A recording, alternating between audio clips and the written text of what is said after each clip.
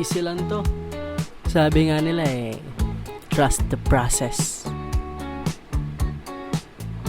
Anong process? Wala kang notebook.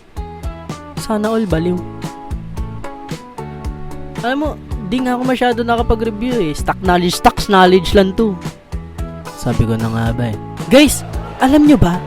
Base sa research ko, lumalabas sa exam yung hindi natin inaaral. Kaya nga hindi ako nag-aaral Mindset ba? Mindset. Strategy tawag doon. Yun! Genius ka talaga, pre! Bahala kayo sa buhay nyo. Pre, meron ako review notes. Benta ko 50 pesos sa iba. Bigay ko sa inyo 20 na lang. May laman ba yan? Motivation quotes lang, pero sure investment to, bro. Panigurado, makakasagot ka dyan. Easy money! Mga kabataan talaga ngayon. Puro kalokohan.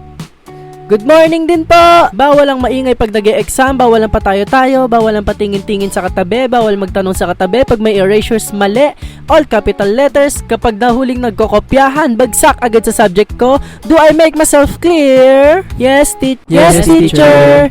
Number 1. Familiar to Alam ko, tinuro to Balikan ko na nga lang. Panigurado maalala ko to.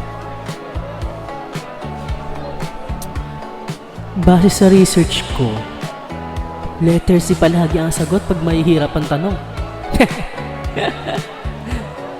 Basic lang to sa akin. Di nyo ako maloloko, no? Tumahimik ka nga. Pwede na bang umuwi? Pre. Ano sagot mo sa number 5? Yun lang. Alright. Guys, pag pumasa tayo dito, alam nyo ba na pwede tayo mag-offer ng tutor sa ibang mga students? Lalo na kapag may malapit na exam? Sigurado kikita tayo ng malaki! Unahin mo kaya munang pumasa. 10 seconds na lang. Pass your paper. Finish or not finish.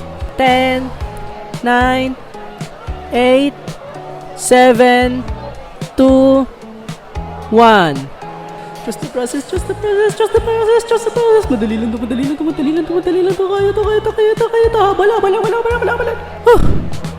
Easy lang pala to Sabi ko na nga ba. Guys, sa tingin nyo, papasa kaya tayo? Ako sure ako hindi. Ano ba sa palagay mo? Ako, sigurado. Pasado to. Okay lang yan. Next exam may racket uli ako. Ay, nako. Mga kabataan ngayon. Easy lang to.